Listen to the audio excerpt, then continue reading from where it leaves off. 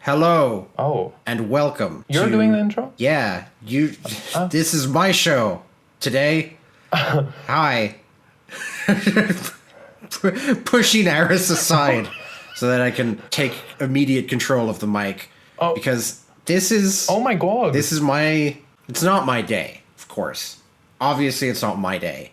Thank you, Aris, and the listeners for joining me on what is technically the second anniversary of the podcast Safehouse Chats. This is being recorded slightly before the date. It'll probably come out slightly after the date. It's all ballpark. That's not why we're here. It's important to just be honest about, like, what's actually happening here, why we're having the discussion we're having.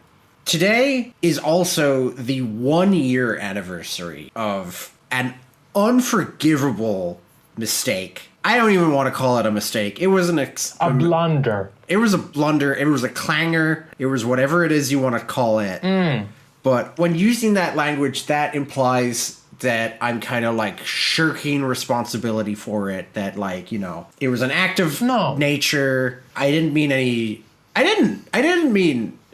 anything malicious from it. Oh. But the fact of the matter is, I fucked up. We were playing a silly little kids game. We were playing Guess Who. And I failed to remember Jim McSweeney, who is one of the most foundationally important characters, not in the Sly Cooper franchise, but probably ever conceived. So if you watched our last episode all the way to the end, you would have seen I knew in advance what we were going to do today. And it is what can only be described as a groveling apology to Jim McSweeney. I don't expect him to forgive me, but I want to do everything in my power to make it clear that I am ashamed of myself. I've diminished myself as a human being because I forgot about the Purple Walrus Man. I kind of feel like I'm the guru and you're the dingoes representing the white man because you just came in and stole my moment that I was gonna do my intro as per usual. We always have like a little bit of housekeeping discussion before we hit record. That was the one thing that we didn't actually talk about. Was I failed to say, oh, by the way, I think I'll go first today. I pressed that button, the record button, and as always, you know, Snap has been keeping me hostage in his basement for 4 months now. Someone has to keep me company while I edit. We haven't recorded in 4 months, so I was ready to jump back in. I was gonna do my little 1-2, like do my little 1-2. I have a podcast intro for you. I was gonna like sing my little gay lyric, like do my little shtick as always. Yeah. And then you started talking and I was like, oh, excuse me. Everything has been thrown off its rhythm now. Everything has been thrown out of its rhythm. And to be honest, I'm kind of happy you took the reins because I wouldn't have it any other way other than crackhead energy for the 2-year anniversary / birthday of Safehouse Chats. Which it also still is. It's just more importantly, this is the groveling apology to Jim McSweeney episode. Well, we like to tie special moments on this channel to special characters. Hitting 10 episodes was Black Spot Pete. It was. It really was. 2-year birthday, Jim McSweeney. I can't help but notice they're both Sly 3 characters. Don't worry. We'll break the pattern with 10-year anniversary, Mrs. Puffin. 10 years. What a concept. Yeah, I was about to say, I hope that we can go further back in time. Like, more Sly 1 era is the next character that we get unhealthily obsessed with. Well, I'm building a time machine to find out. Yay! That's a reference to Sly Cooper. Though that's also a reference to Sly 3 specifically. Anyway, For you and for the listener, and most importantly for Jim McSweeney, I have prepared 6 things today. I hesitate to call them activities. Wait, so we're not doing housekeeping at all? Oh, what? Actually? Is there something you need to cover? I haven't spoken with our audience in 4 months. I have stuff to say.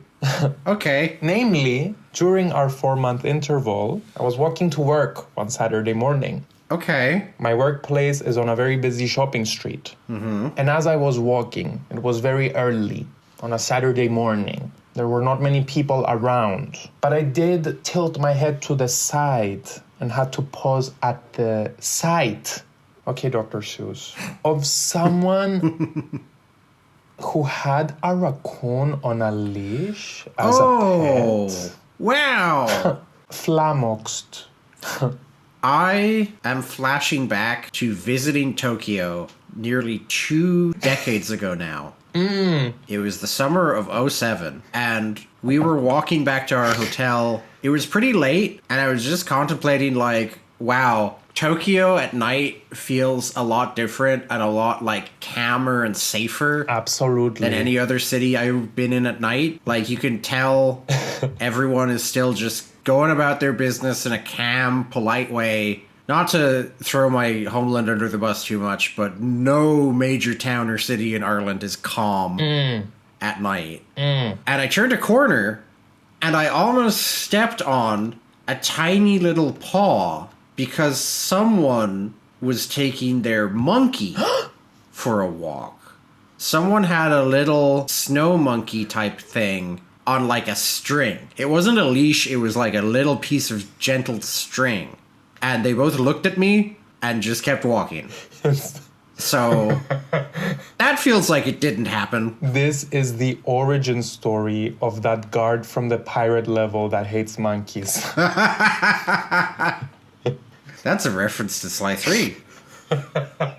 I'm happy you bring that up because, suffice to say, things are way more random in Japan. So seeing someone having a pet raccoon, I don't think is out of the ordinary around these parts. Yeah. Was it like a American-style raccoon? Or was it like... Yes. Because I know they have tanuki. No. It was a raccoon. Like classic gray. Yes. Cool. Wow. Yeah, I just felt like I was in an iCarly episode. They were taking a walk when it wasn't busy so that not too many people would stare at their raccoon that they had. People have many weird pets here. Moral of the story. Yeah. I wish I was someone's pet. I wish I was someone's weird pet. Yes. I wish there was an awkward animal licensing situation around me. 1, 2, I've got a weird licensing animal. Anyway, the majestic Pacific walrus can weigh up to 2 tons. 1, 2, I've got a segue for you. Yeah, flawless. Was there any other important raccoon news you wanted to share? No, I was just gonna take my time and celebrate maybe the podcast turning 2, but since you've sat in the driver's seat today and decided to thought we would have a nice time. Off. Well, fuck me, I guess. Yeah. This isn't about you, and it's not about me. It's about Jim McSweeney. Well, it is kind of about us because it is the 2-year anniversary of my ongoing investigation into how far I can test the limits of a human being. Yeah. I feel like if you weren't so susceptible to my abuse at this point, we wouldn't even be doing a Jim McSweeney episode. It's kind of a mirror, all right. I feel like the Black Spot Pete episode has opened a lot of doors, most of which probably should have stayed closed. Yes, like the Palace doorman door. Yeah. Now you can see that he is just 2 eyeballs and nothing else. Well, 2 eyeballs is usually all I need. I don't know how to reply to that, so... and that ends the Jim McSweeney episode. I didn't do any of the things I had ready. I have so many things. Okay, so Snap did forget Jim McSweeney 1 year ago. Fact. And I prepared 6 tributes to him. Perfect. However, Aris being Aris, when I mentioned I wanted to do this episode, he went ahead and prepared a number of questions. Yes. I'm about to learn what number in real time on air. When Snap reached out and was like, I want to do the Jim McSweeney episode for the 2-year Annie, I laughed to myself. I went, and I jokingly asked if it should be 30 questions, just like the Black Spot Pete episode. Do you remember what I replied? What did you reply? I replied, 30 questions would be, and I'm using these words specifically, more than enough. Well, you can screenshot our chat with the Mariah Carey background and put it up. I'm proud of saying that here at Safehouse Chats, we commit to the bit. So that's why for the podcast's 2nd birthday, I have 60 questions. Oh, I knew it was coming. I knew it was coming. Oh, that's so many. Never underestimate me. You have 6, I have 60. Yeah. See? Yeah, I noticed. It's the perfect combo. I think you should go first. I assume you've prepared them in like 10s. Yes, I did. So you can... So let's go ahead and blast through 10 questions, and then I'll get to my first McSweeney tribute. McSweeney. McSweeney. The breakout star from HBO's hit show, Euphoria, Sydney McSweeney. Oh, is that what she was from? Okay. Yes. The level of like cultural engagement I'm at is that I'll just open the digital newspaper to see what's going on in the world, and there'll be a headline that's like, everyone hates Sydney McSweeney now. And I'm like, okay, I didn't know who that was or that we liked her, but apparently we hate her now. It was the villain in Sanzaru's Sly 5, the daughter of Jim McSweeney. Yeah, the estranged daughter. Okay, I do not have them organized in 10s. I do have them numbered, but I have like 10 into 11. Yeah, we'll figure it out. Okay. You can ask whenever you feel like it. How about that? All right. Okay. I can tap out whenever I can't take anymore. Yes. Okay. First, so are we getting started? Yeah. 60 questions for Jim McSweeney episode. Mr. Beast! There it is. It's been... Okay. It took a little while into the episode before we hit that. But also we haven't technically started the content that we've prepared. Yes. So. Yes. Well, yes. Okay. First 5 questions cover the basics. Okay. What was Jim's favorite color? Favorite movie? Favorite ice cream flavor? Does he enjoy anal? And did he drive automatic or manual? Well, I think he definitely drove manual. I think he could drive whatever he felt like. Oh. Like the 70s, manual was quite prevalent, and it would be no challenge to him. Favorite color, I think, is purple, because he's purple, and he has like a healthy amount of self-respect. Movie... Hard to gauge. I feel like there were a lot of good, like, thief movies from back in the day. But, like, do you watch movies about the things you do in your job? You don't. So, like, maybe it was a more wacky choice. Like, he really likes the old Wizard of Oz movie. Ooh. Like, he just really appreciates how it was in black and white and then it was in color. I'm trying to think as well, like, what might he have grown up with?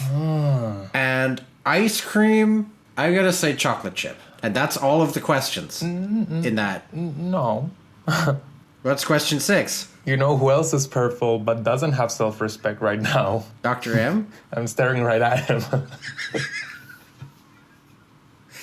No comment on question 4. I don't know. What? A gentleman wouldn't assume. Okay. I said favorite color black. Okay. Classic. I said favorite movie Showgirls. Okay. I said favorite ice cream flavor rum raisin. Oh, yeah. Okay. That makes a certain amount of sense to me for no particular reason. For no particular reason. You know who else is purple but doesn't have any self-respect? Dr. M. Salim Al-Kupar. Salim, we can't add that. We can't add that to the list of things we do. We really can't. No, that was a one-time thing. No, there's no putting that back in. Most of our stupid jokes, we run into the ground until they become like reduced to dust. This I do not want to touch again. It needs to remain sacred. Absolutely. And what was your answer for question 5? Does he enjoy anal? You skipped over 4, but don't worry, I remembered. I put yes, but in a straight way. Oh, yeah. Yeah. I don't think our man's fruity. No. Unfortunately for me, this episode, I cannot crack too many gay jokes. Did he drive automatic or manual? I agree, manual. Or as Americans would say, who gives a fuck? Because Yeah. Good. Yeah. All right. Hit me with another handful. You can't stop. Stop doing that. Stop doing that bit. Stop doing that bit where you pretend to punch me. You did that before. You said handful. Handful of what? Questions! Number 6. Is his full name James or Jimithan? James Rutherford Jim McSweeney. What's the Jim for? James. But you said it twice. James Rutherford, quote marks, Jim, close quote marks, McSweeney. Oh, okay. I get that. I think it's Jimithan. Okay. Number 7. We're burning through this. Rocket, Robot on Wheels, has a character named Whoopi, who is also a purple walrus and bears a striking resemblance to Jim. Do we think this is a Mari Avril Lavigne scenario? A descendant ancestor situation? Or something else entirely?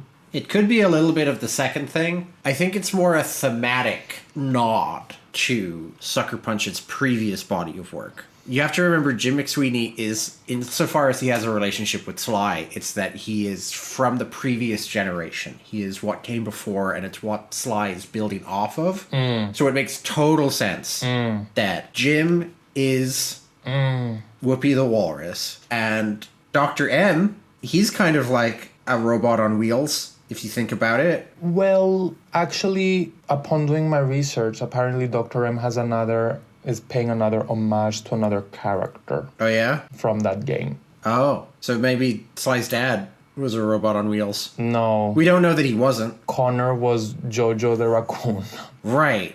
Okay. So who's... How do you not know your Rocket Robot on Wheels lore? It shames me to say that I haven't played it. I've only just this week started Ghost of Tsushima. Not Ghost of Yotai, which came out a few months ago. Ghost of Tsushima, which came out 6 years ago. It's really good, by the way.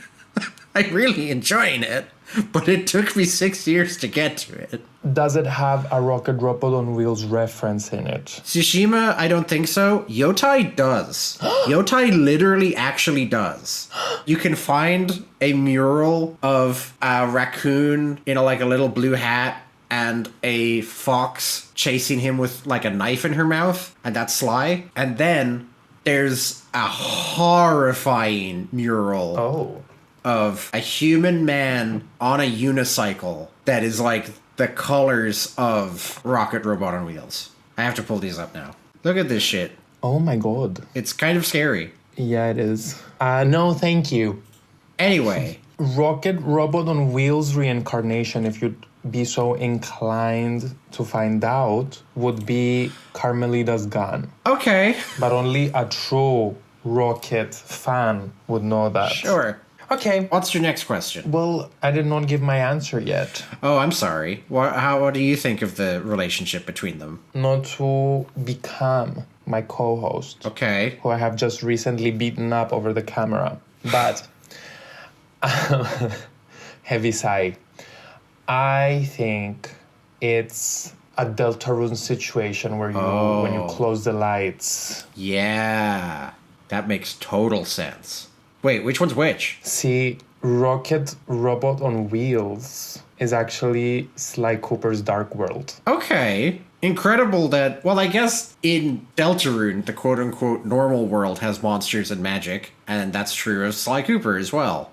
But it's still weird to me that Sly Cooper is the normal setting. It's all relative. Well, compare the two settings. It is wacky in Robot, right? I believe it takes place in a cyberspace circus. Something like that. It could literally be on the moon, for all I know. Question number 8. Okay. Out of 60. Yeah, you gotta remind me. As if like you didn't brought this onto yourself, mind you. I don't know if there was a way to prevent you from doing this. Put it that way.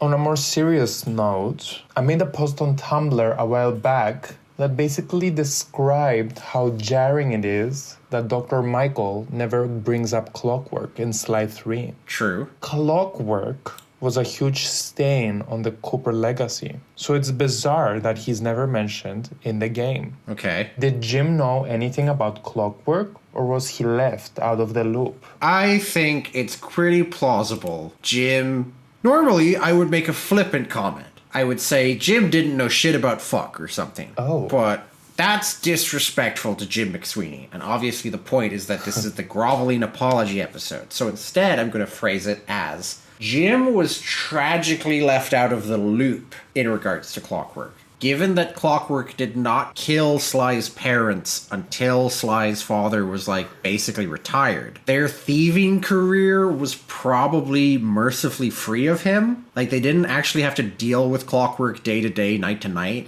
If you subscribe to the theory that Dr. M told Clockwork where Connor was living, which is pure retroactive, that character didn't exist when they wrote Sly 1, but it is juicy. It's just a nice way to connect the two games. I think even in that scenario, Jim had, no hand on the ball there. What? Jim might have already been in prison by that time. Well, if you had done your research for this episode, Okay. you would have known that Jim actually surrendered himself to the police after Connor's death. Okay, I deliberately didn't Oh. because I wanted to prove that I could remember things about Jim McSweeney. And that strategy has already begun to backfire, I can see. Yes, you obviously don't know shit about Jim. And I never will. Oh, Jim, if only you knew the nights I spent thinking about you. I mean, in a professional manner. Uh-huh. Totally. Only as today's topic for the podcast. That counts as work. Yeah, Okay. absolutely. He does mention that he used to bounce baby Sly on his lap. On his knee. Yeah, I remember that. So So he must have been around for I believe Sly was 8 on the night of the incident. So that's still a few years of leeway. I think Connor might have mentioned Clockwork in passing, but the night of the event, McSweeney was not there. And then in the aftermath, he was like, oh my God, I can't live with myself. I need to go into prison. Yeah. If I may once again shout out Australian friend Moonstone. Her recent fic characterized Connor's mother had been attacked by Clockwork multiple times. Oh? And as such was very paranoid about Clockwork and kept trying to warn her son about Clockwork. But unfortunately, that meant her son, in the way that children push against their parents generation by generation, he was like, my mom clearly saw some fucked up shit during the 40s. She came away with, PTSD thing. She thinks there's a giant owl that's gonna get you. She was losing her mind in her final years. And then the actual existence of Clockwork completely took him by surprise. Whereas Sly didn't have a lot of information, he did literally see Clockwork. He knew Clockwork was a real guy. So I liked that dynamic to explain, a lack of interaction between Connor and Clockwork. I mean, it is widely speculated that even without this fanfic background, that Connor was a bit of a dick. Yes. So if he was pretending to be tough as nails and be Clockwork, Yeah, nothing scares me. I'm a big strong boy. get fucked. Shall we move on to 9? Sure. What profession did he do prior to becoming a thief? I think he didn't have another profession. I think he fell into this pretty much immediately. Wow. Because he doesn't contemplate going back to anything. He doesn't decide I'm done with crime, I'll go back to working as a mechanic, or I'll go back to data entry. I think the fact that he surrendered himself to go to prison indicates that a life of crime was kind of all he ever knew. Which, again, tragic. I see that. Did you have a different answer, though? No. Most of my questions I did not have an answer to. Oh, okay. So, yeah, you pretty much convinced me that that could very possibly have been the case. Although I do like the idea of him being a mechanic. Sure. I mean, again, kind of the Murray parallels. Yeah. Although it would be redundant. Yeah, a little bit. Moving on to 10, in Jim's comic book debut, he mentions that Officer Jones's lullabies are the only thing that put him to sleep. Do you think Jim would appreciate ASMR? Yeah. Yeah, I do. I think there's a lot about the online world that he might struggle to adjust to. Okay. Given, he's missed a lot. But ASMR, it's a pretty simple concept. It's pretty easy to get behind. And he could like it a lot, yeah. He's missed so much. I've just realized how much he's missed. He hasn't watched a single Mr. Beast video. He has. I was about to say he hasn't watched a single season of Real Housewives. He has so much catching up to do. That's the first thing he's handed when he gets out. Oh. The thing is, I feel like going back to question number 4 that you pretended to ignore existed. I feel like with Mari, the whole gag is that, oh my god, Mari, he's so prone to violence, oh my god, he'll crush your skull, but deep inside he's actually such a sweetheart. No, McSweeney is actually exactly what you see is what you get. I don't think there's he's a secret softie or anything. I actually think that is actually what he's like. Absolutely judge this book by its cover. No, he bounced Sly on his knee. Does that mean nothing to you? Maybe bounced very violently. How about that? That sucks. That is horrible. Bouncing him with no I just love the idea of Sly sugarcoating his childhood, but he actually grew up in a coke den. There's a reason we never hear about his mom. He just didn't have one. There's a reason we never heard about his mom. It was Jim McSweeney. I thought it was Dr. M. But that picture photoshopped his legs to be a bit skinnier. Okay. So enough about that. But enough about that. Number 11, follow-up question. What is the relationship between Jim and Officer Jones? Mutually respectful. Oh. This is a fantasy story, so we can pretend... Is it? Well, I mean, it's fiction. Okay. It's a fictional series of events. Sure. So we can pretend that there is a prison officer who is well-adjusted and likes the people he works with. We can pretend, if we want, we can say Jim McSweeney and Officer Jones are genuinely good friends, and they make each other's days a little easier. Yeah. Just like Blackspot Pete was really good friends and had a platonic relationship with René Lousteau. Yeah.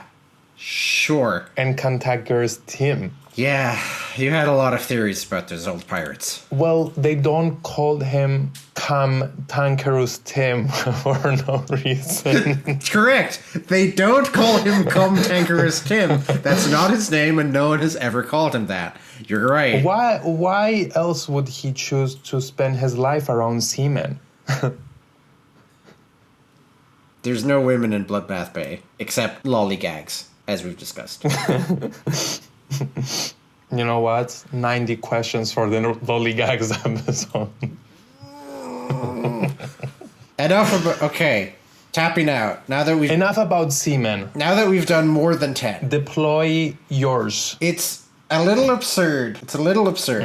That, pound for pound, the bulk of this episode is going to be these questions. Because really, this is more so just a vehicle for me to present my offerings to the shrine of Jim McSweeney. And I guess you're making it harder on me I have to protect him from accusations of being a brute who bounced a baby too hard in a crack den environment. Or that he's estranged from his daughter, Sydney. On all this. The first thing I did after you and I agreed to this episode was that I penned the following poem. Oh. Which I will now read for you and for the listener. Ahem. This piece is untitled, although I suppose you could title it An Ode to Jim McSweeney. Jim McSweeney is no weenie, and yet, nor can we call him meanie.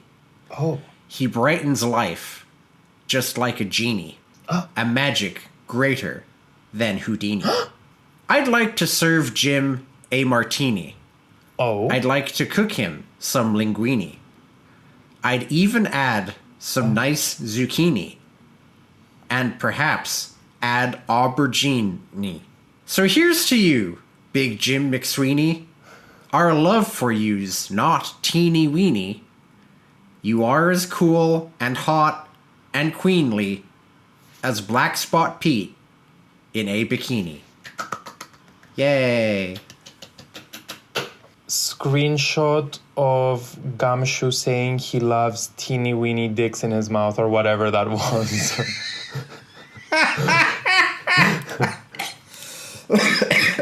Great. Now I gotta Google gumshoe weenies. Gotta add that to my fucking search history. Here it is. It's immediate. What does he say? You think? I love weenies. I can't get enough of their tender juiciness. Why did you make him have a lisp? That's how I voice Detective Gumshoe when I'm reading the stuff out loud. Oh. That's what he sounds like, pal. Lovely poem. Oh, thank you. Yes, it took me all of 5 minutes. Lovely penmanship. Thank you. I wish it was a haiku. Maybe next time, for the next McSweeney episode. Lolly Gags haiku coming up. I nod sadly. On to question 11, if you're ready. I believe it's question 12. Oh, sorry, 12. Someone's keeping track.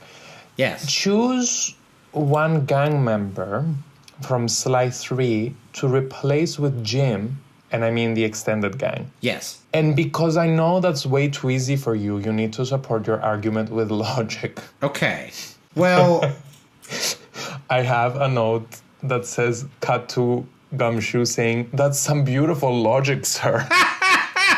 This is going to be a very Gumshoe-heavy episode. Question 61. Do you think Gumshoe and Jim McSweeny would hang out and get along? Oh, don't edge me like that. Okay. I really want to see someone walk Gumshoe with a dog leash naked. Okay. Please answer my question. I am contemplating. My bias is to get rid of Dimitri. Because as I've said before, I don't think Dimitri is quite as funny as everyone else thinks. However, the question is, who do we replace? Who can we fill the role of? What if we got rid of the guru? What? You look... Let me finish. You look absolutely flabbergasted by this. Because I specifically phrased it thinking that you would directly go towards booting the guru, but the replacement monkey wrench, let's say, would prevent you from doing so. But you chose Dimitri first, but with providing logic, you're going for the guru? Actually, yeah. Because let's set aside the, literality of, oh, the guru is how we do in Australia level. Why does the guru enter the story? Right.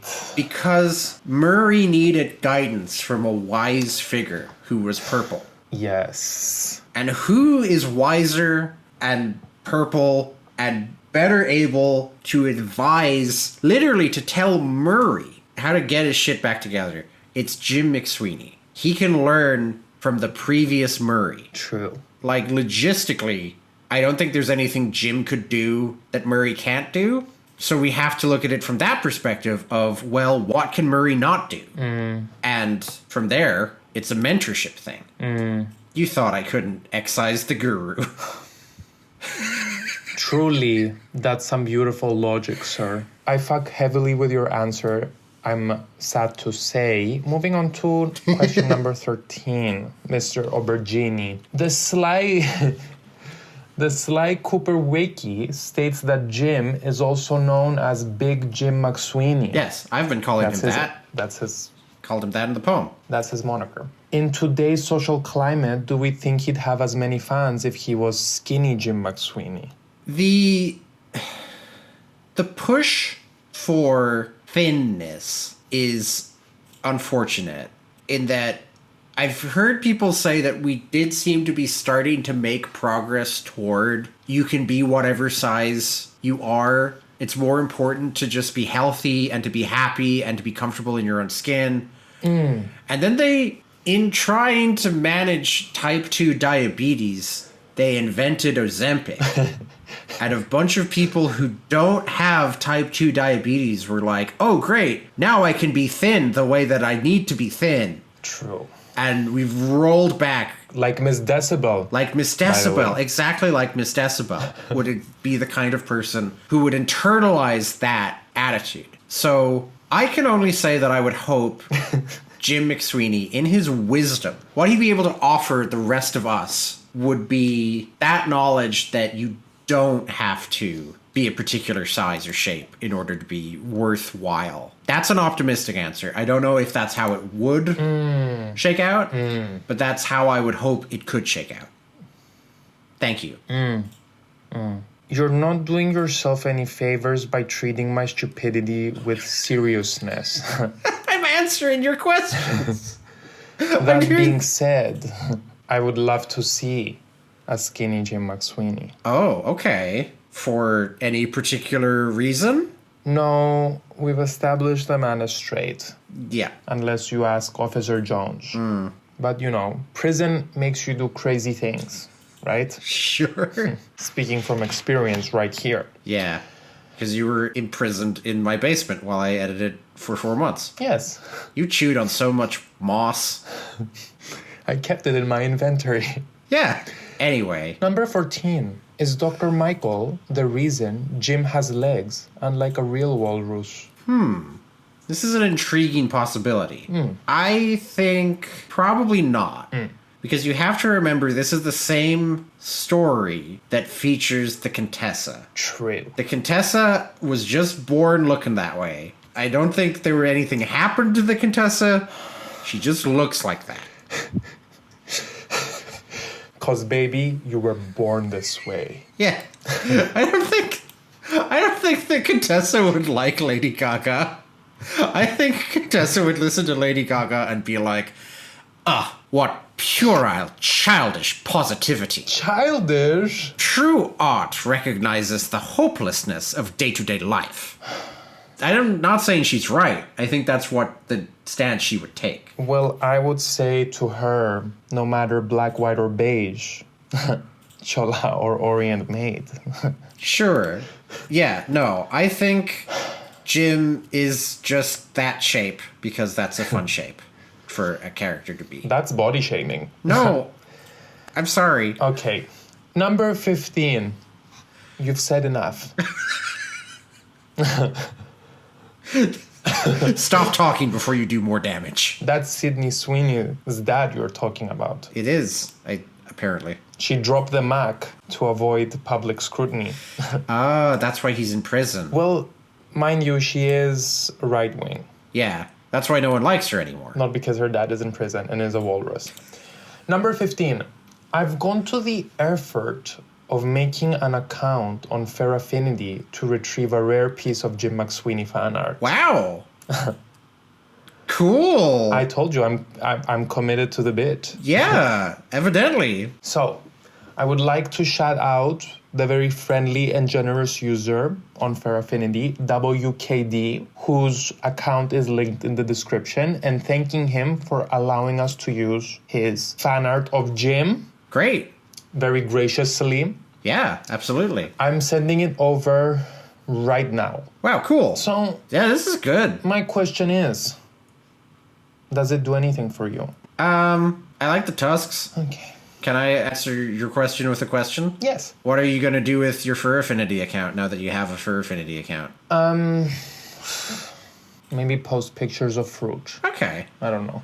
Fruit Affinity. Okay. There could be a whole new site called Fruit Affinity. That peach is surely looking juicy right now. Peaches are overrated. Oh, shit. Now we're getting in. Here's the fruit hot take. Edited in a loud, obnoxious air horn. Mr. Beast! Eris doesn't give a shit about your precious peaches feelings. Get triggered about it. Straight out of Vegetable Affinity, Mr. Beat! No!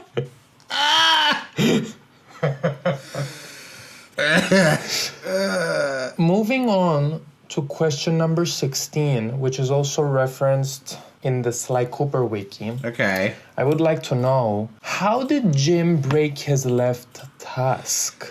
This is the kind of question best left unanswered. As I've complained about in our most recent episode, so much of modern pop culture is like built on the bones of previous stories. I know you don't really follow Star Wars. No. But you might be familiar with, they made a movie about the character of Han Solo as a younger man. Yes. And it was cringeworthy. Because every single incidental detail about his character, down to where he got the gun that he happens to use in the movies, was explained. Because Star Wars nerds need things explained. They need to see what other people could just take as read. All this to say, I don't think you or I or anyone can come up with a story about Jim McSweeney losing his tusk that is better than the mystery of looking at this man and wondering what happened to him. What kind of life must he have led? He tried to open a Coke can with his tusk. Okay. Okay, the two answers to this question. There you go. The two different approaches. Yes. Fuck Coca-Cola for using AI advertisement for their Christmas campaign. How about that? Embarrassingly, they were like, why are you guys yelling? It took as much money and time as a real ad. To which the response was, it took as much money and time as a real ad? It looks like garbage. Why did you do it then? Idiot. I'm just thinking that, like, it would be so much fun to have, like, a Christmas-themed Sly level. Oh. Rudolph Reindeer Guards. Cute. I'm a slut for Christmas. I love that there's a snow level that is slightly Christmas themed in the PS2 game Looney Tunes Taz Most Wanted. Okay. Not what I was expecting you to pull from there. It's a very fun PS2 game. Okay.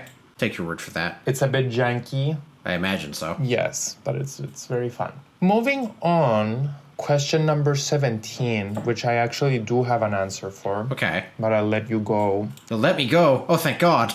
I get up and leave. Let's remind ourselves. You said you'd let me go. That you are my captor, not the other way around. Mm-hmm. Plus, you gave me flag for taking things very literally before. True. Let's play matchmaker.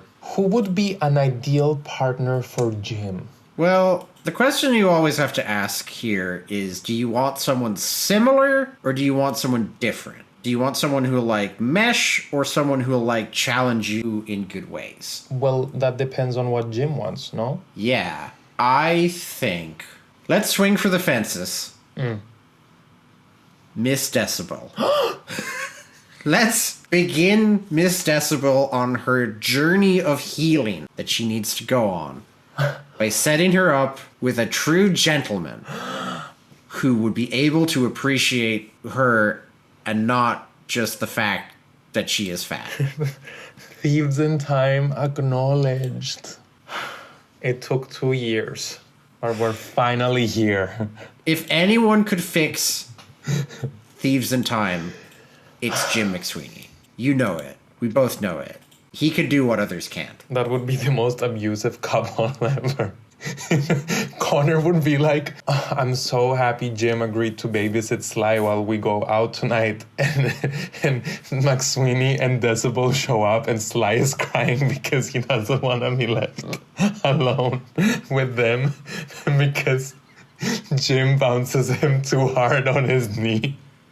I feel like... And Decibel is just like all around horrible to be in the proximity of. I don't want to be too... I kind of forgot that Miss Decibel is like an upper class British person. I thought you were gonna say I forgot that Miss Decibel is fat. I did not. This would require her to be worthy of Jim. You know, she has to kind of fix herself up first to an extent. Maybe she should be worthy of going to the gym. How about that? Who of you? What do you have there? Okay.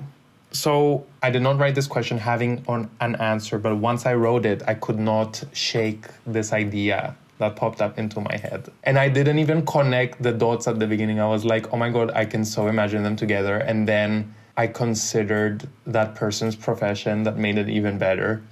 I think he'd be the perfect match for Patricia Rowland from Investigations 2. Ooh. Because she wants to fuck the prisoners. I think that's pretty much explicit. Yes. She wants to fuck the people that the state has put under her care. Both literally and figuratively. Yeah. She also has a weird animal thing going on. Yes. So I don't think she would be too thrown by the fact that he is an anthropomorphic Pacific walrus. Yes. That's how the tusk broke. Horrible. I keep making the audio peak with my terrible laughter. I feel like if they had a relationship in the prison, that would be like it. Like they'd be inseparable. Right. Like she'd go to his cell, she'd bring him like treats. They'd fuck. Okay, you didn't have to say it out loud. It's Safehouse Chat's canon. Let's move on to number 18. God. Did Sly catch... Like a quarter of the way through. We're moving at a glacial pace. Did Sly catch Jim at a bad moment when they met, or does he generally just never wear t-shirts? I think he generally doesn't wear shirts. Got it. I could maybe, if it's cold, he'll stick on a fucking basic white tank top. Yes, yes. But he put a lot of effort into those tattoos, and he does not want to cover them up. Amen. Also, he's from Alaska or whatever. What? I assume because he's a Pacific walrus, he's from like Alaska or somewhere like that. Oh, okay. I think it would have to get pretty fucking cold for him to notice how cold it is. I agree. We're almost 1/3 of the way to the end. Oh my God. I've done one of my 5 things. Let me ask you. Fuck, marry, kill. Easy mode. Yes. Snap is saluting me. He's very happy. I'm rubbing my forehead. Easy mode. The old Cooper gang. Jim McSweeney. Connor Cooper. Dr. Michael, PhD. As much as I love Dr. Michael, PhD, I feel like he was probably unpleasant to be around. Yeah. Again, going back to Moonstone's fanfics of those 3, she really does characterize a lot of friction between him and Connor. Again, kind of a dark parallel to how Sly and Bentley would bicker. Connor and Maurice genuinely bitterly argue. Even if he was cuter and more kind of wide-eyed and innocent in his youth, he was probably still a fucking nerd who didn't really know how to talk to people. So unfortunately, as much as I like him as an antagonist, I think I'm going to kill Dr. Maurice. Homophobic. Fuck Connor. Ooh. Because he probably was hot. He did pull Sly's mom. But I think especially, again, in those early days, he was, I don't think, boyfriend material.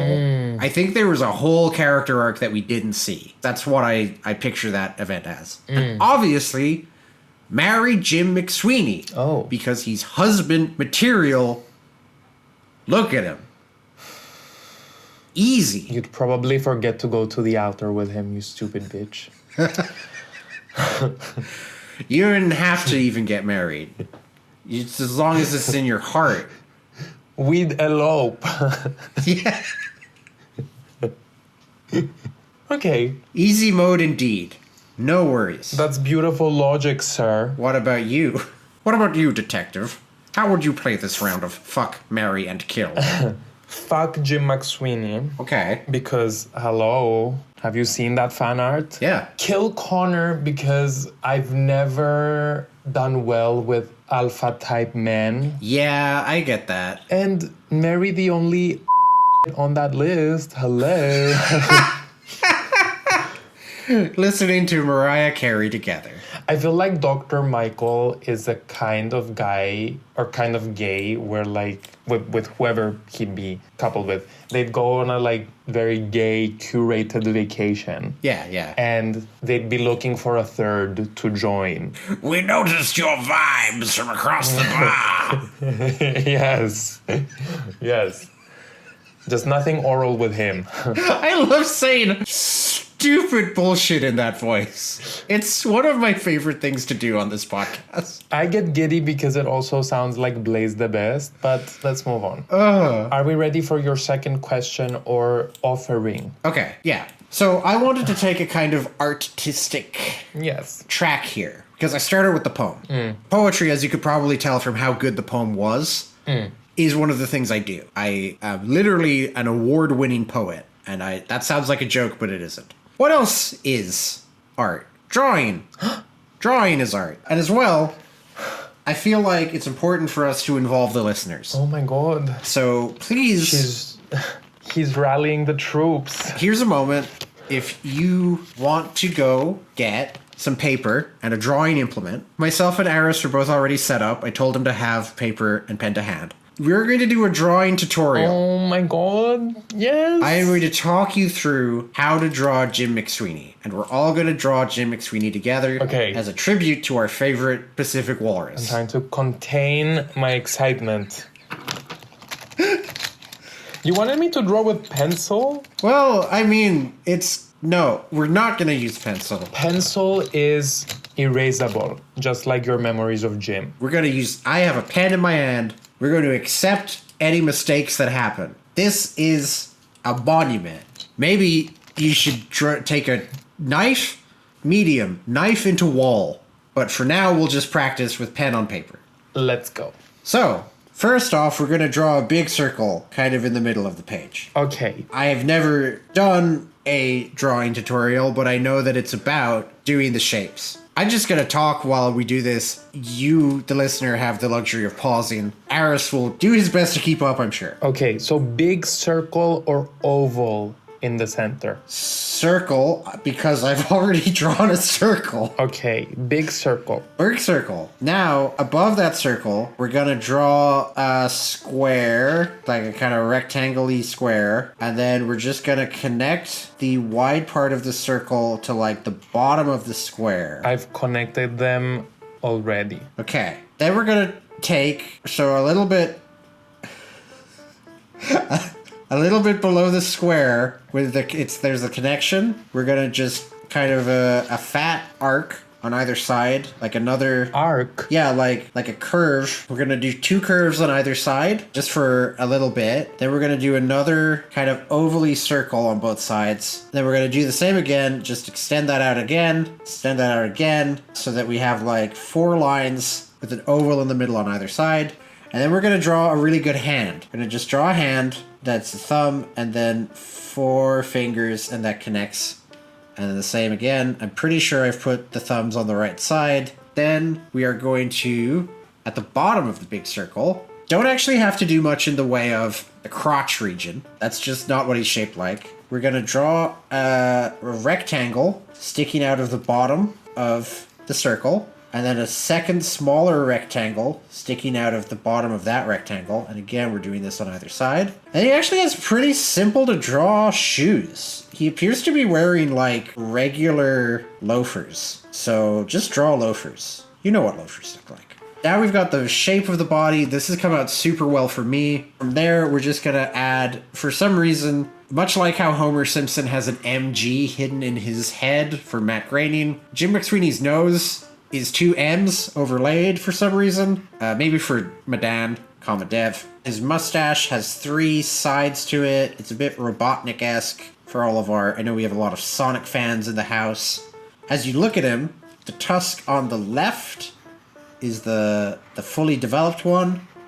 The tusk on the right is the one that breaks off on the right, kind of sticks out a little bit to the left, and then goes back up. Connect that to the mustache. That did not. I should have given that more space. That's fine, whatever. And then you just got to draw his eyeballs are normal. The eyes came out really good on mine. And as a final touch, he has 8 little hairs on his head. There's like 3 off to the left, there's 2 in the middle, and there's 3 off to the right. And then, of course, final touch, remember to write the words bad fella on his lower stomach. So this is what I have. It came out really good.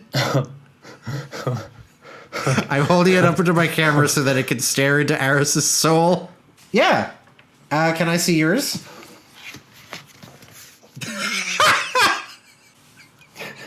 Well, I can't deny that Aris has drawn something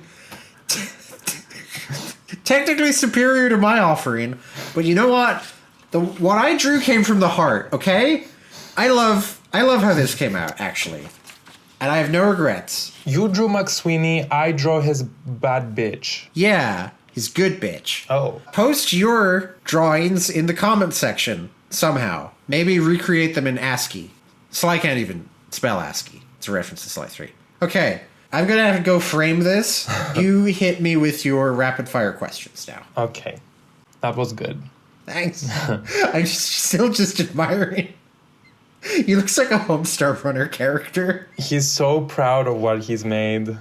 The eyes being the wrong size. I am not very happy of what I've made. Well, it was your choice to do it, so I don't feel particularly sad for you. You were going too fast and like you were being too vague. That doesn't shock me. At least the listeners at home can like pause. You should have just said draw him by memory. The listeners, if I go too fast, the listeners at home can pause and rewind. You were put on the spot. Question number 20, Spitfire questions, round 2. Okay. What was Jim's favorite cuisine, favorite country, favorite hobby? Is he into feet, and favorite time of the day? I think Jim McSweeney kind of appreciates the silence of midnight. Oh. I think he likes it when it gets late and everything gets quiet.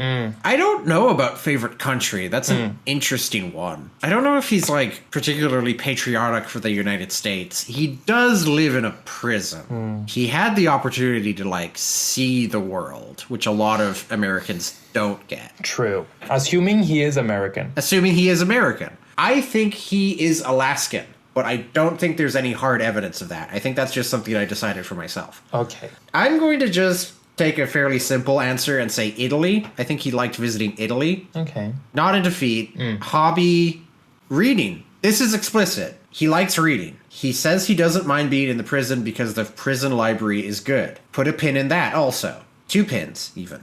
And I've forgotten what your first question was again. Because reading is what? Fundamental. Yeah. Jim's favorite cuisine. I think Jim likes a good hot dog. I think he cares about, like, hot dog toppings in a way that most people don't. I think he's excited to try new shit on top of a hot dog. Okay. Yeah. Officer Jones. Terrible. What were your answers? Is he into feet? No, but I don't think he's picky. Favorite time of the day? Around 2 p.m. Yeah, that's good too. Favorite hobby? I put down finger painting or day drinking. Yeah, they're both very popular with prisoners. Favorite country? Something random like Romania. Okay, yeah. Again, he had the opportunity to see the world, so there could definitely be some kind of, like, country he considers super underrated that he really liked his time in. That nobody else cares for. Jim's favorite cuisine? You've kind of sold me on hot dog without any of the implications. I put Thai. Oh, okay. not too sophisticated. Sure. For him, like a nice green curry. Yeah. All right. I see it. A dirty pad thai, perhaps, with a beer. Yeah, I think he's a beer guy. I think he is a beer guy. Back to Serious City for question number 25. I've been in Serious City the whole time, and I'll live here for the rest of my life until I die of shame from forgetting Jim McSweeney. What is your question? Not based on that drawing you weren't. We know Jim and Connor were tight. Yeah. But what relationship did he have with Dr. Michael? This is also something that I figured out for my own fanfic I did exploring these characters. I think Jim had a great time in the gang, and I think he was a little bit oblivious in his youth to Maurice's discomfort. The contrast parallel between him and Murray is that Murray does have a good grasp of how Sly and Bentley are feeling about things, at least by the end of the trilogy.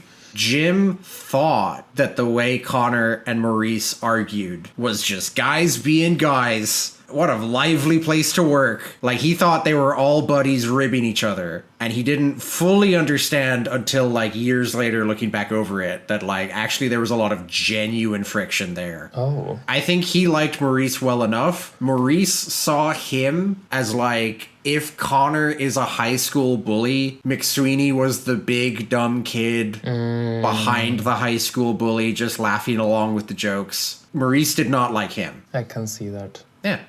Yourself? Growing up playing Sly 3, when they introduced the idea of an original Cooper gang, I got so giddy at the possibility of each ancestor having their own Cooper gang. Oh my God. All the way back. Yes, what would Henriette's version of Mary be? Yeah.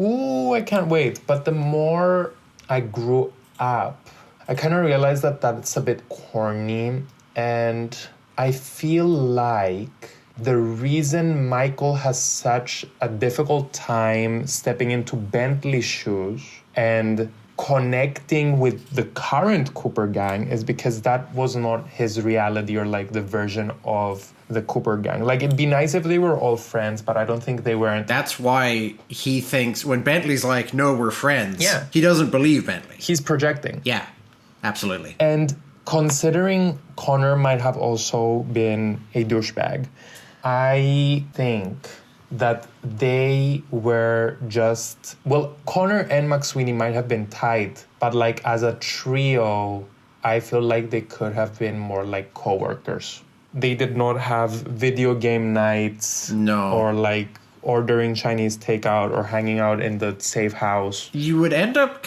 by going so many places around the world, you do end up having some kind of a relationship with people, but I don't think it was anywhere near the same extent as we see Sly, Bentley, and Murray. I don't think the personalities would have meshed the same way. Yeah. And I feel because it's explicitly said that Connor and Jim got along, I feel the weakest link would be Michael. Absolutely. And I feel they did not give a fuck about Michael. No. Didn't want to. Good. Shall we move on to the next question? Yes. Question number 26. Still not halfway through. Jam McSweeney. Jam McSweeney? As? They're afraid it doesn't hit quite as much as Black Speed Pot or whatever it was. Jam McSweeney, no. His name is Big Jim McSweeney. Sometimes in life you need to take the L. Question number 27. Yeah. What would Jim McSweeney gameplay entail? Very good question. Again, it's simplistic to just say that it would be similar to Murray, but definitely minimum starting point. He should have at least a similar level of heft to Murray. He should feel as strong as Murray feels. Kind of more like a versatile Murray, a Murray who could do anything, could handle any situation. I think it should be extremely hard, if not impossible, to lose the game, because Jim McSweeney is just that powerful and beloved and unforgettable. True. Of a character. True. That you should basically be able to do anything. And God strike down anyone who forgets Jim McSweeney. Yeah, 100%, yeah. I think that he'd play heavier to Mary, actually. Okay. So, like, slower, harder. Slower, but way more vicious. Yeah, I get that. Like a one-hit kill maybe sometimes. Yeah. Like he'd use his tusks, he'd rip the guards apart. They're making a Wolverine game after they made those Spider-Man games. Yes. And Insomniac was like, we had to create a new engine to handle all of the blood that splatters everywhere. Yes. So Sucker Punch could ask The McSweeney massacre. them for that, for the McSweeney game. But yeah, he wouldn't be able to, like, considering his old age, the fact that he's been incarcerated for several years, like, you wouldn't be able to jump on the rooftops or, like, do all that. It'd be like playing as a tank. Okay. Except good. Yes. Except you wouldn't have to do the stupid analog sticks. You'd have to control Jim walking by pushing the 2 analog sticks forward. Yeah, each analog stick is one of his 2 legs. The L button is the left task. Yeah. It does nothing. Oh. Question number 28. Let's shift our focus onto Jim's tattoos. Okay, gladly. The tattoo on his belly says bad fella. It does. Would you rather get a tattoo that says fart smella under your belly button? Or have sex with Black Spot Pete? Why are you so mean to me? Did I do something to upset you? Well, I did hit you and you got angry. So you hit me. So you're... I don't want to do either of those 2 things. I'll be upfront. I don't want to do either of those 2 things. If I absolutely... Well, you described the tattoo option, and I was like, well, I can't possibly do that. I think that's the less bad of the 2. The tattoo? Because you can remove a tattoo. At minimum, you can, like, hide it from view. Yeah. The psychological trauma of having intercourse with Black Spot Pete would haunt you until the day you die. What if he was in drag? Probably only a few days later because of all the diseases in his body. What if he was in drag? Only slightly better. Well, there you go. What would you do? Fart smella it is. What, is that also your pick? No, it's not. Okay. We don't need to go any further in that. Staying on the topic of tattoos for question number 29, Jim has a Black Widow tattoo. He does. And in the Sly Cooper universe, I'm pretty sure you know where I'm going with this. That's a type of person. Is Jim a fan of Scarlett Johansson? No. Because he went to jail long before those movies were made. Okay. I don't think he's... Oh my god. He is in a state of almost biblical innocence. He has never seen a Marvel movie. I envy him. Yeah. What's question 30? Question 30 says, speaking of Black Widows, what would happen if the Contessa had conducted her hypnosis on Jim while she was still at Interpol? Wouldn't that technically lead her to Cane Island? She would have died. Oh. No, she would have died. He's too strong. No. It was pure luck on her part that he never crossed her doorway, because she ain't tried anything. Good night, Irene. So the one serious question I have, you choose to answer silly. I'd be deathly serious. Okay.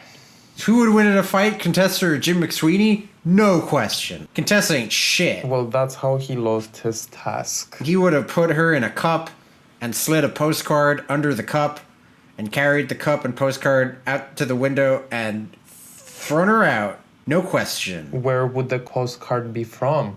Romania? Yeah, maybe. A gentleman wouldn't assume. Okay. I want the Contessa to have conducted her scheme onto poor Jim and made her way to Cane Island. At which point she bumps into Dr. Michael. But Dr. Michael was like, I'm sorry, madam, cop, this is a private property. And she would be like, oh, okay. Just leave. And just leave. Yeah. And be like, oof, this Cooper vault is so heavy and can't budge. What if I belly dance to distract the guards on Cane Island? So someone that could... Can't. I'm trying to focus on my very serious Jim McSweeney episode. I'm sorry. I've been watching too many Safehouse Chats episodes. That's... Can I do my next thing now? Yes. Okay. What is the most fundamental of art forms? Sex. I mean, obviously, like, poetry, that's old as heck. Drawing, we've been drawing on caves since we've been living in caves. But I think really the most fundamental art form, especially for expressing emotion, is music. You had me going there. So I have a little audio file now that I'm going to send over to Aris. In the final episode, of course, I will just edit in the audio directly. I'm going to sit here and give Aris a moment to listen to what I've put together here. Okay. So basically, Snap chose to do the 5 W's for the Black Spot Pete episode, and now he's doing the 5 forms of art for the Jim McSweeney episode. Basically, yeah. There's actually 7. I wasn't able to hit all of them, but I hit a few. I hope it's the 5 fingers for the Mrs. Puffin episode.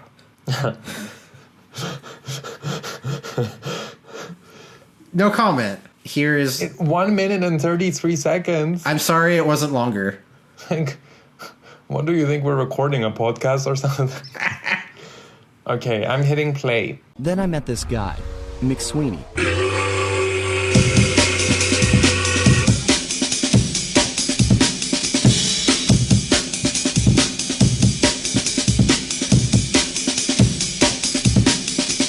Then I met this guy, McSweeney.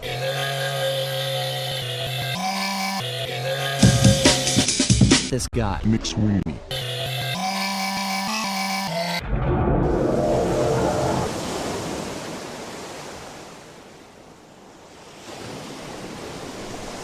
There's a walrus in a jail who is kind yet tough as nails.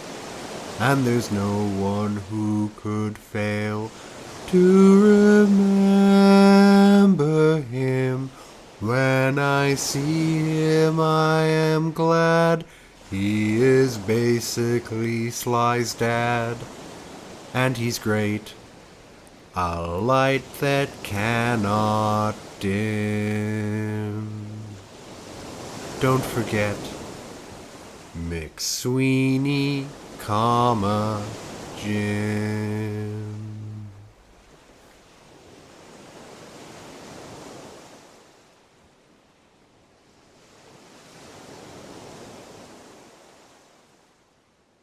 Then I met this guy, Mr. Beast.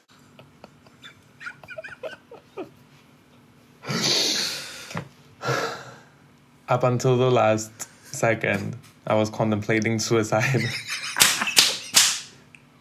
But then you saved it. I wish, more than ever before, I wish the listeners at home could see specifically Aris's face, because particularly early on, he went on quite a journey facially. Just to unpack the elements there a little bit, the sound you heard was the vocalization of the Pacific Walrus, of course. The ocean was the Pacific Ocean specifically. And the drum beat, this is important. This is important to get right.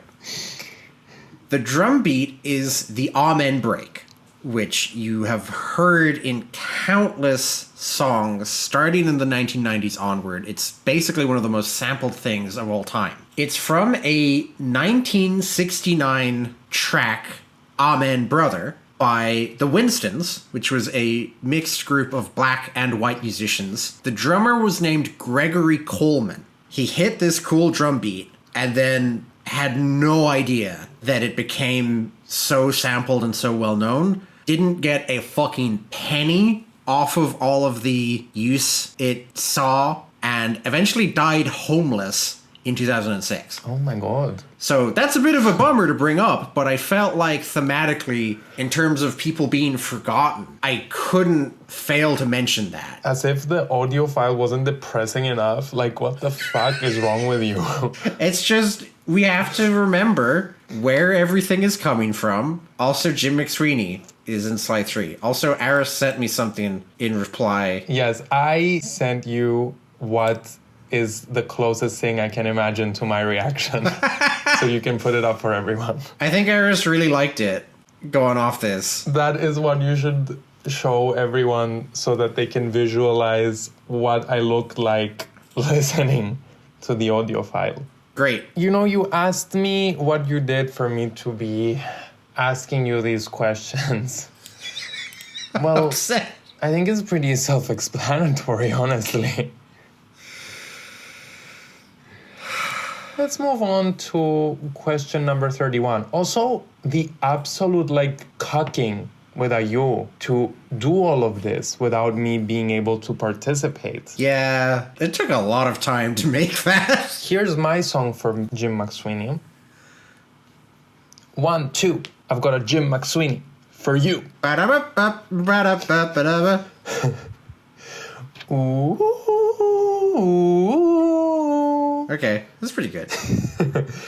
Thieves in Time a cappella menu music. A mod for the PlayStation 3 game Sly Cooper Thieves in Time. I really hope the next 30 questions don't take long to get through, because we've been at this for a while already. Yes, we have. Number 31, we are just past the halfway point, so my next question is, do you regret asking me to do this episode? Yeah. Okay. I should have just done like a 15-minute thing that showed off my 6 things. Yes, you should have, but it's too late now. Yeah.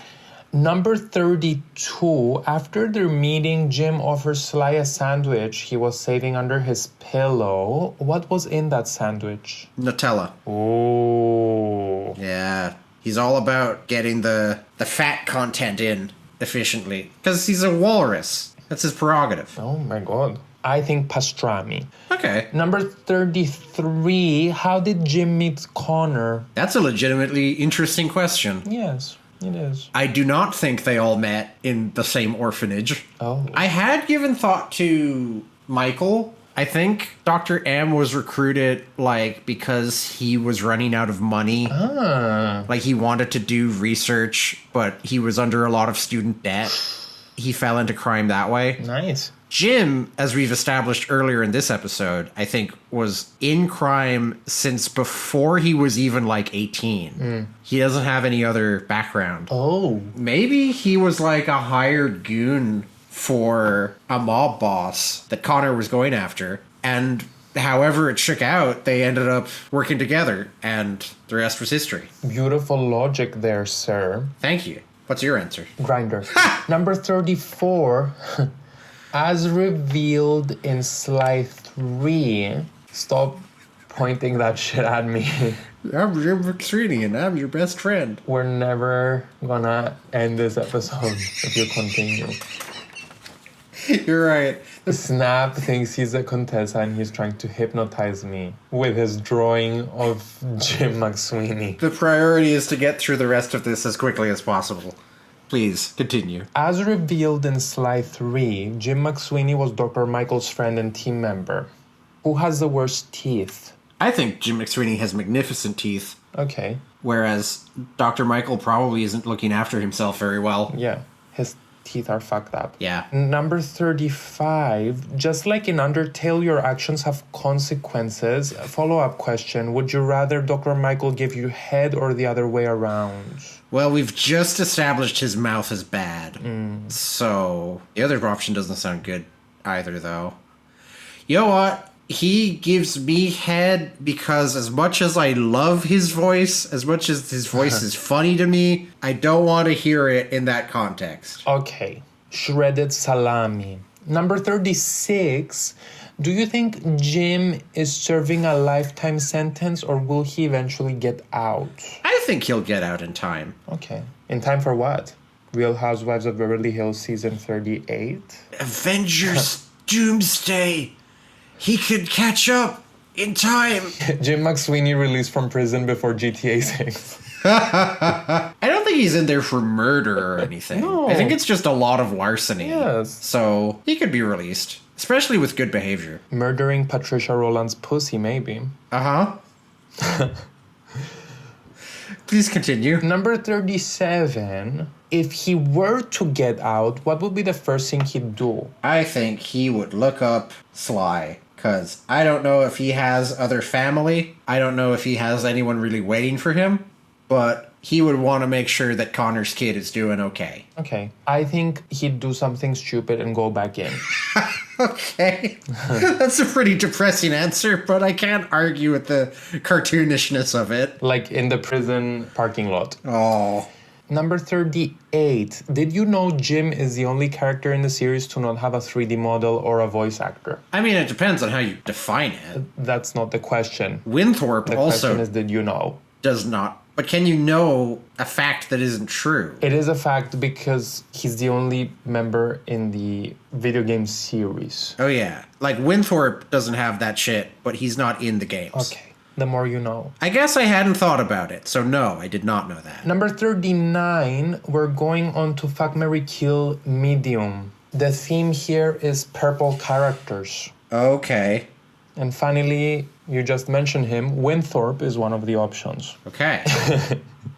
We have Winthorpe, we have Mugshot, and we have, of course, Blackspot Pete if he painted himself purple. You were smiling at me, so pleased with yourself. Marry Mugshot because he's definitely ended up in jail, so I don't need to worry about him. It's purely like a taxation thing. Oh, prison boo. Fuck Winthorpe. Just fuck him, you know? He does have a long neck. Oh. Fuck that guy. Kill Blackspot Pete for daring to intrude. Get out of here, old man. Fuck Mugshot. It's an inherently funny image. He is a very strange shape. He is a funny shaped guy. Okay, marry Mugshot so that I could fuck him multiple times. Okay. Fuck Winthorpe, because as I pointed out, he does have a long neck. Kill, unfortunately, the icon that is Blackspot Pete, painted as purple. It's outside his episode and he's still getting killed multiple times. Horrible. We're going on to Spitfire questions round 3 if you'd like to present your next offering. Okay, yeah. So Aris has clocked onto the theme here. I did start to think about it in terms of the classical types of art. Architecture is on that list, and it has been from the outset, which is kind of bullshit because buildings are stupid, I think. But in the spirit of things, I booted back up my heavily modded copy of Sims 4. So I'm going to be sending you multiple images. Here is... Obviously, I don't pretend to claim that this is Jim McSweeney. This is just a Sims version of him. But I had to make something in order to build a house. The tap shoe? So, what? Why is he wearing a tap shoe? He's wearing normal black loafers, as you can see in the picture. That's the kind of shoes that he wears. Honey, that's a kitten heel you drew right there. So that's Jim McSweeney of the McSweeney household. And I did put thought into this. Patricia Rowland saying, that task has a little bit of curve to it. Yeah, she would. This is the house that I went with. It is the one-story bungalow that is roughly shaped like his head. The longer of the two tusks is his bedroom. Right. Oh, we have interiors. Yeah, of course. We have some art on the walls there. It's a nice, warm space. Love the flooring. Thank you. The shorter of the two tusks is, of course, the bathroom. Oh. Fairly simple by the numbers. Girl, let me take a fat shit in that broken task room. Okay. I hope that means you like it. I love the purple counter. Yes, the color scheme, I think, is self-evident. I think you can tell why I went with that color scheme. Is the pool the broken tusk? The pool could be the broken tusk, yes. I made it a bit tusk-shaped. Multiple water features. The pool is here for swimming laps and stuff. There's a hot spring right behind it. And then there's a regular pond that you can cultivate some wildlife in, like fireflies and dragonflies and crocodiles, all that stuff. Oh, really? Yeah, it's normal stuff. I gave him 2 jet skis and a boat also. Those are just parked around the back. Wow. I mean, Sims 4 McSweeney has a lot of money, I guess. I used the cheat code to give him... Mother load? Yeah, I just kept firing that in. Because I wanted... It's a humble enough home in that it's a bungalow, but I wanted it to reflect his adventures and such. I could use a mother load right now. Yeah. Oh. A horse? I'll get to the horse in a second. I'm just showing you the big TV. Treadmill. Gym equipment, of course, to stay in shape. But that's cardio. Okay. I said we would come back around to the topic of the prison library, so you can see... Oh, there he is, standing outside. Yeah. Is he locked out? No, it's just... He spawned in there, and then I built the house. Oh. And then I hit play. Right. Did you drown him? No, not yet. I mean, I wouldn't do that, because this is the McSweeney episode, and he's great, and my friend, and this is the whole apology. Yeah, so you can see that there's the bookshelves and then the gym equipment.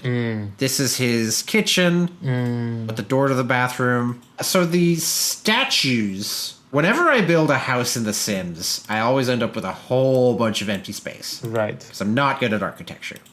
So I decided to fill it with, this is all stuff from his adventures. Oh, wow. The statute of limitations has run out on his various grand larcenies. Right. And now it's like a little mini museum of his favorite pieces that he heisted and still has access to. Okay. And that fills the middle of the room as he goes back and forth. As for, and again, I stress, this is not the real Jim McSweeney. This is a simulated model of him. So I don't want to speak for him. But I hit play, and he walked inside and spent 2 hours watching TV like this, standing behind the couch.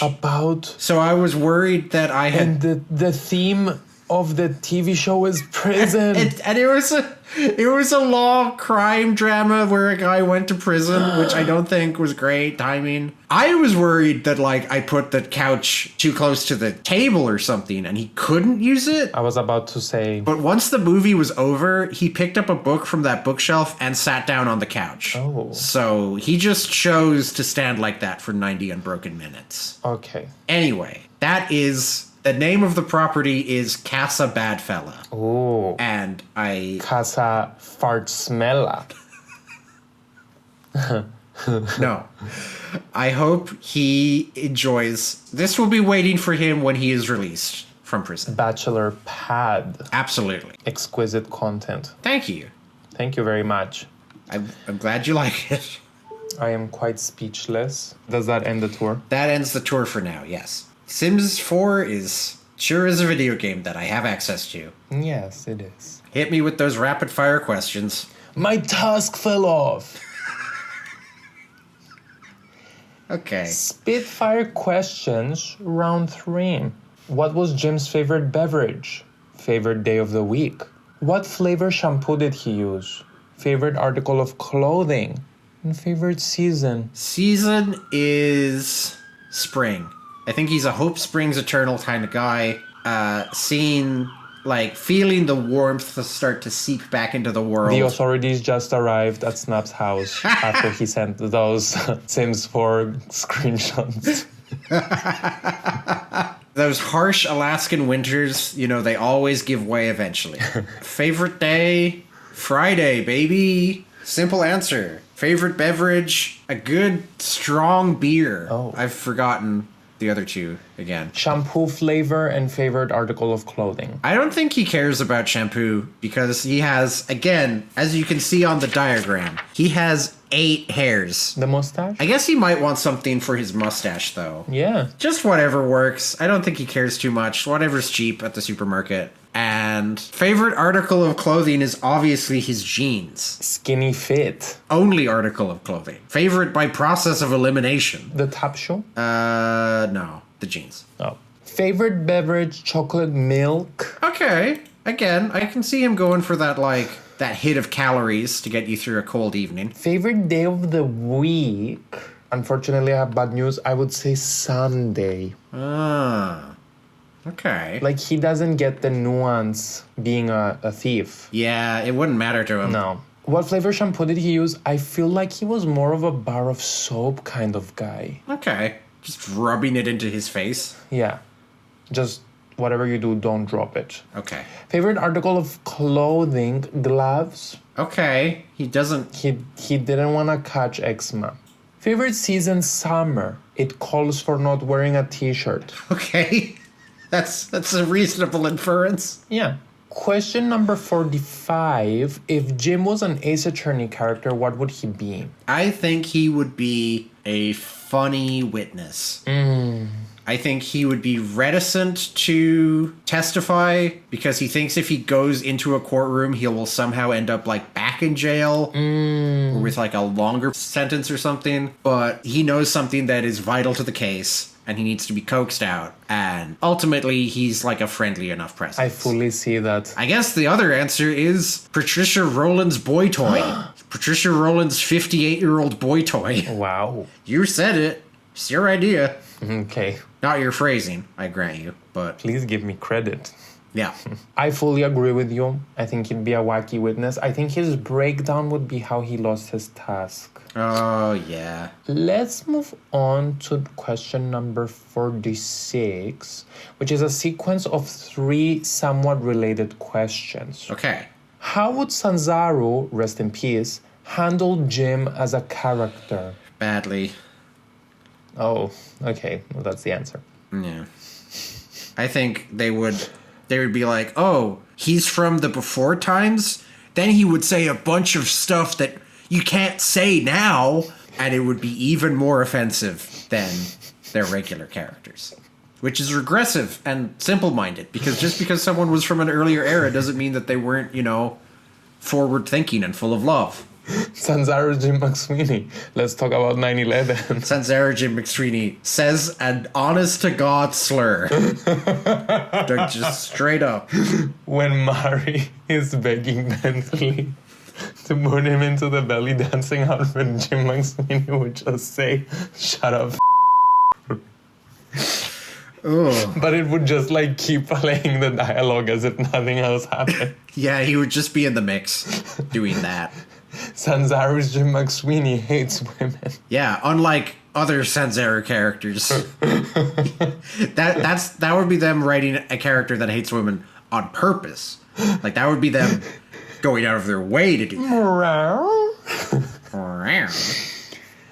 That is a reference to... Safehouse chats. Yes. The best form of media. Number 47, what Thieves in Time episode would you put him in? The finale. Instead of Tennessee getting that moment of saving Sly at the last second before he vanishes back into the time stream, Jim McSweeney, who has not been mentioned once until now, bursts in, saves everyone, and then disappears again. Well... And you're just supposed to remember who Jim McSweeney is. Apparently you wouldn't. Yeah. He's unforgettable. I think he'd get along great with both Bob and Tennessee. Okay. Jim would lose his shit in a dinosaur episode. Sure. That kind of weirdly makes sense to me. Sure. Yeah. Number 48, would he be smitten by Mari's geisha disguise? Sure. We're on the same page. Number 49, who do you think inhabited the cells next to Jim's? I believe in the comic, it's like the Fiendish Five. Yes. Sly is like, go to bed, Miss Ruby, and then it turns out he was disguised as a guard and fucking with them. So I guess like them, except Panda King obviously wasn't actually in jail. Whatever did happen to that? Didn't he go to jail? He was supposed to, yeah. And then I guess he was released on a meditation program. Huh. I don't know. I think it was the rat guards from Miss Ruby's voodoo palace. Wow. I have no evidence for this. Please don't ask any follow-up questions. Okay. I think he would have a corner cell. Yeah, just like having a corner office, Yeah. but slightly different. And next to him would be Dimitri. Okay, because they're purple. Because they're both purple. I was expecting you to contradict me on that, but no. Okay. So, Okay. there we go. We're going on to question 50. How many more do you have? 2 things. Deploy number 5. My 5th thing is probably as close as we'll get to me asking you a question. Because you are right. You didn't have a chance to make a song for Jim McSweeney or to create a house for him in The Sims 4. I made a rap. You did make a rap and it was really good. Thank you. This is the most kind of collaborative we could get with it. The next installment of the Sly Cooper series, starring Jim McSweeney. Yes. What would that look like? I have a quick pitch here that I'll just read out to you, and then, by all means, you can jump in with your own ideas. Okay. The focus of the story should be reminding the world how unforgettable this character truly is. The best way to accomplish this is to meld him with every possible historical context. So whenever you think about ancient Rome or the printing press or outer space, you will also be like, yeah, and McSweeney was there too. So that'll always help you to remember McSweeney. Obviously, that means that we are returning to the story element that has worked out the best for Sly Cooper, time travel. We open on McSweeney living his quiet prison life, reading books, helping fellow prisoners find inner peace, exchanging letters with his honorary nephew Sly. When he learns that Sly has gone missing within the time stream, he reluctantly decides to break out to help him, only for the guards to unanimously decide that he deserves to go free anyway. Oh.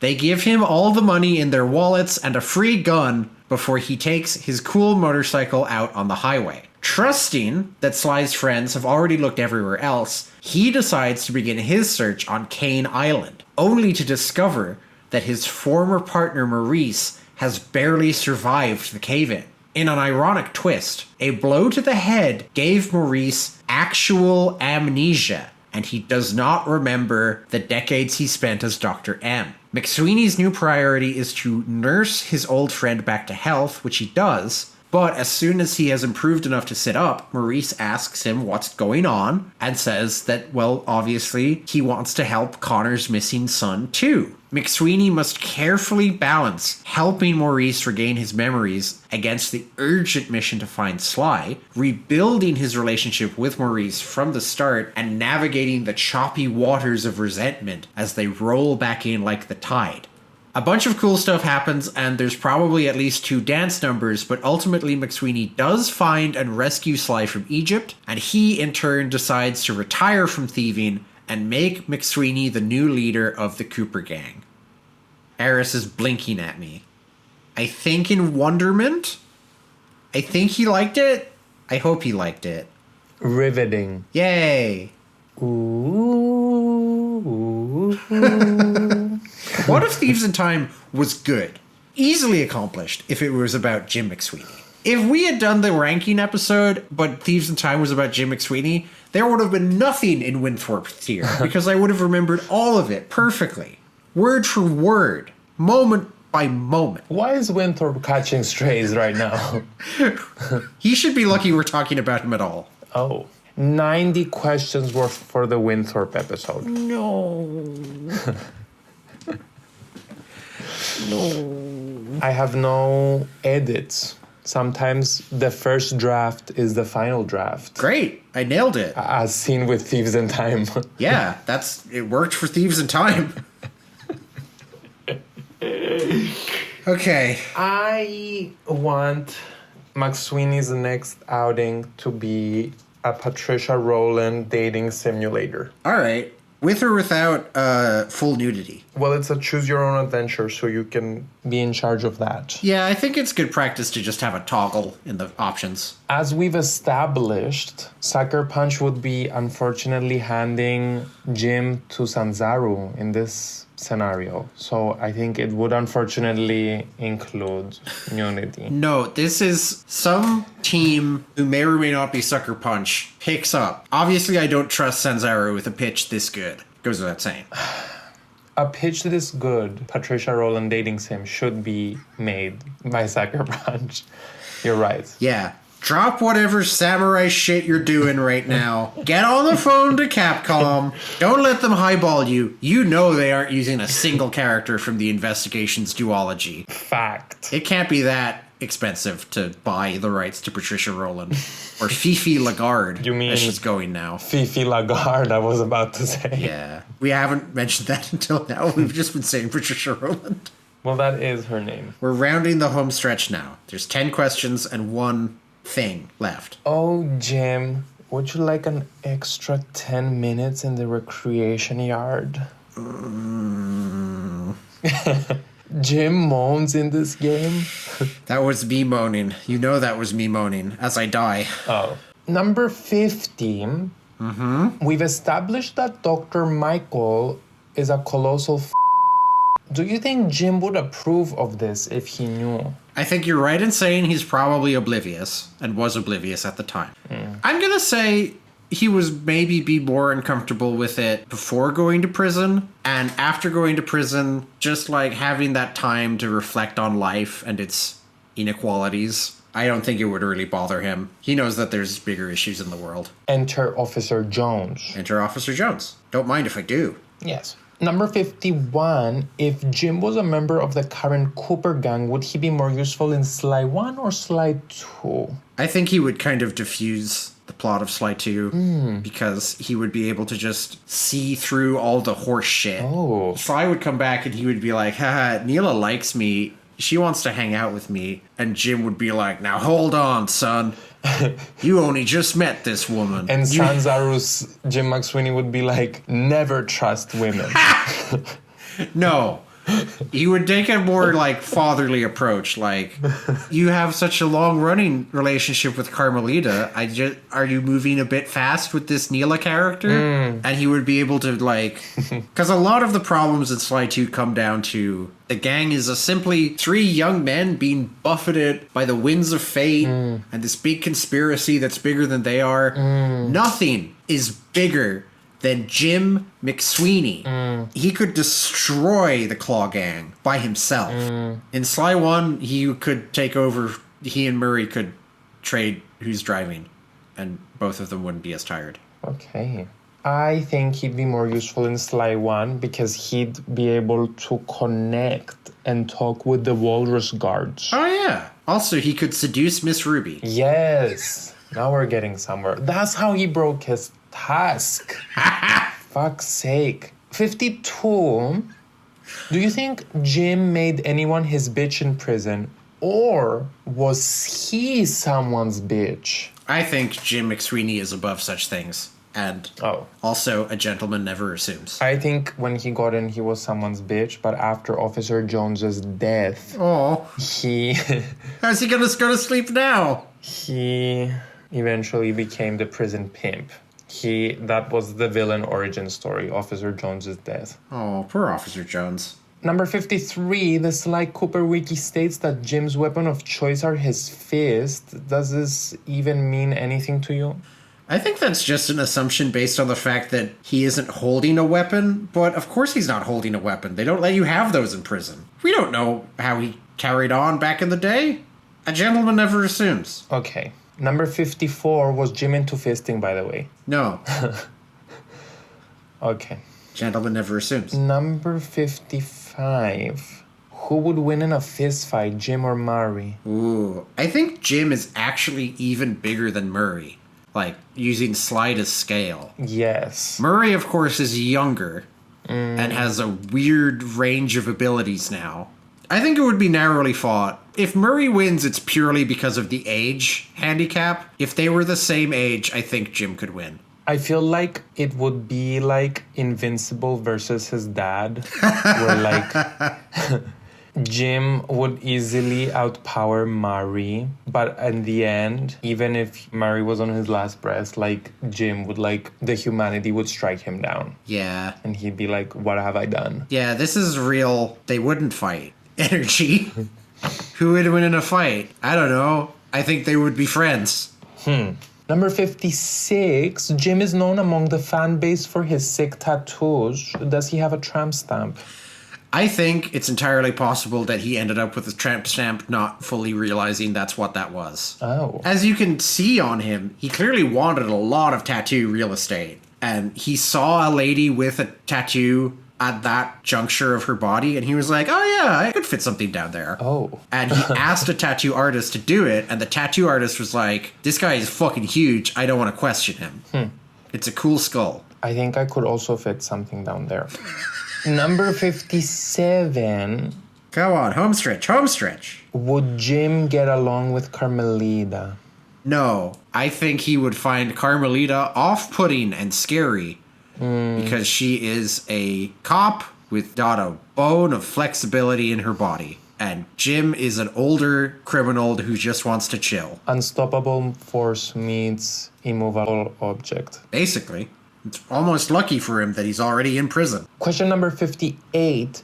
In the comic book, Jim says that the food in the prison is not so bad. Right. And that the library is the best in the country. Who is your favorite Teen Titans character? When I was a kid, it was definitely Beast Boy. I think it might be Starfire now. They're all good. I assume you mean the show. Yes. Very solid 5-person cast on the show. I love and connect deeply with Blackfire. Oh, okay. Definitely an iconic character for sure. We arrive at the penultimate question. Okay. Fuck, marry, kill. Hard. I'm bracing myself for this. Is what you should be. The podcast's special episode mascots. Jim McSweeney, Black Spot Pete, or Mrs. Puffin. I want to stick by my prior answers of killing Pete and marrying Jim, which leaves me in the unfortunate position of having sex with Miss Puffin. Necrophilia. She's not dead. She's not? At least it's a woman. Often I am given 3 disgusting men to choose from. Would rather go for the female corpse than Black Spot Pete. She's not dead. I think we've established that she is like 6 feet under. The lengths that you would go to. What are your options? What are your picks? It's interesting because if I say killed, it's already been done. Yeah. Unfortunately. So kill Pete. Good. Marry Puffin and give her a proper burial. There's probably tax implications there. Yeah, you might inherit something. And well, fuck Jim. Yeah. Obviously. Yeah. He's a beautiful man in every single respect. Would you like to deploy your final offering before my last question? As I've been saying this whole time, they're not activities. They're not questions. This is more of a statement. This will not take long, I think. I'm glad that you mentioned the prison library, because that is one of the things that I did remember about Jim McSweeney without having to look it up. Came up in the house I built for him, and it's the basis of my final tribute. Oh. Because I failed to remember Jim McSweeney, I have made real donations of real money to 2 charities that ensure prisoners have good access to books.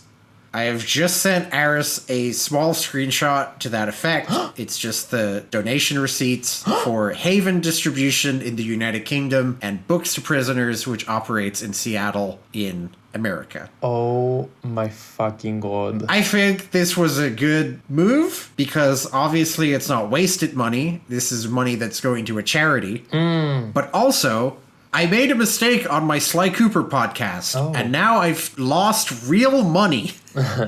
Real money exited my bank account because of it. And that's inherently funny. You've lost brain cells too. Yes, this is adding financial harm to the psychological and mental harm, emotional pain. I've already gone through because of this stupid podcast. It's only stupid. It's only stupid if you have a brain. I didn't mean that. I like making the podcast with you. I have a good time. I applaud your generosity. Thank you. For the 90 questions for the Mrs. Puffin episode, I will be donating money to the local morgue. Because the bitch is dead. Yeah. You've really gone all out. I have. I wanted to show that I was moved by the spirit of Jim McSweeney. He repented his evil. I must say you've matched my unhingedness. You're welcome. Happy to do it. I mean, The Sims 4. Our conversation now has an unlabeled MP3 file, followed by multiple Sims 4 screenshots, followed by receipt for your donation to Books to Prisoners, receipt for your donation to Haven Distribution. That's what it looks like when Mark Zuckerberg reads our messages. And soon to be our drawings, too. Oh yeah, we gotta digitize those forever. We arrive at the end We do. after 2.5 hours. Yeah.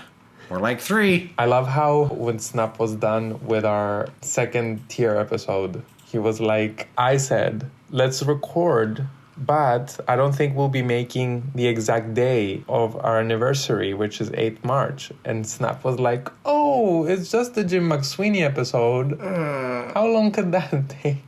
We arrive at question number 60. Okay. Question number 60. Do you remember him now, bitch? I do. I think I'll probably remember him forever. When I'm dying in the irradiated wastes 2 years from now, at the end of my life, I'll look back on my life and I'll be like, well, at least I made a 2-hour podcast episode about Jim McSweeney. Mr. Jim! Jim McSweeney.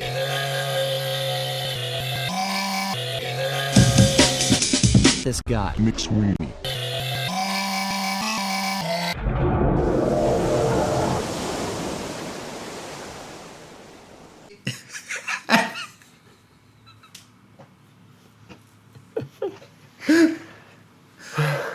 I don't know if you got my Cantanker's Tim was surrounded by semen joke. I got it.